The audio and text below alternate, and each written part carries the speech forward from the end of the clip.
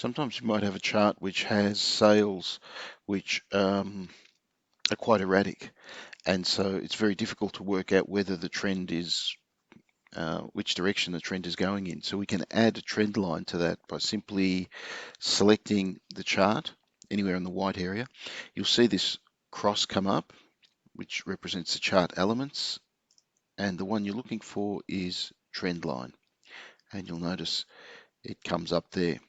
Alternatively, if you don't have that cross there, click anywhere on the red line, right click, so left click first to highlight, right click, and then add trend line that way.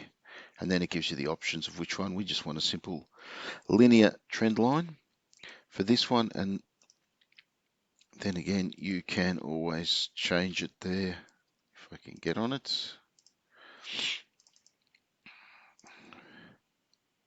If you're a Mac user, you would find, if you haven't got that option up there, have a look up at your menu, click on your chart symbol up there and go to trend line. You should be able to find it down there.